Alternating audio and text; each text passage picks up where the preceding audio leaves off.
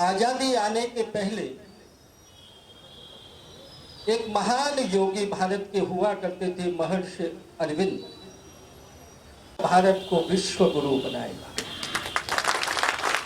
मैं इस मंच पर खड़े होकर बहुत गर्व के साथ कह सकता हूं कि जो नेस्ट्राडम की भविष्यवाणी थी, जिस सन्यासी की बात उन्होंने की थी, वो गृहस्थ सन्यासी का नाम है भारत माता के सपूत नरेंद्र भाई मोदी। और ऐसे पार्टी के कार्यकर्ता होने पर हमको गर्व है। आप कल्पना कीजिए, कोरोना की महामारी हिंदुस्तान के लिए सबसे बड़ा संकट थी। क्यों? इसलिए कि ये दुनिया का सबसे बड़ा प्रजातांत्रिक देश है आबादी के मामले में। 1,30,00,000 करोड़ का हिंदुस्तान, ये तानाशाहों का देश नहीं है, डेमोक्रेसी है।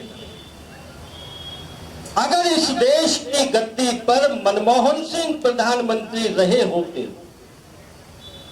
तो आप हजीरा वाले बताओ, इस देश की क्या हालात होती कोरोना में? क्या देश में अराजकता की हालत नहीं हो जाती? क्या देश में ऊहा पोह की हालत नहीं हो जाती? मान लीजिए मनमोहन सिंह रहे नहीं होते गद्दी पर, तो इटली का भांजा रहा होता। आप कल्पना करिए, अगर राहुल गांधी भारत के प्रधानमंत्री होते तो क्या हालत होता हिंदुस्तान। लेकिन इतने बड़े देश ने ऐसी महामारी में, ऐसी विपत्ति में अपने आप को खड़े करके रखा।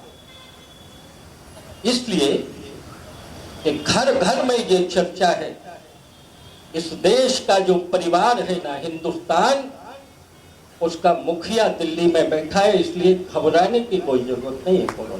अगर इटली का भांजा वही होगा, इटली की माताजी जो होगी उसका बेटा, इसको समझने की जरूरत है।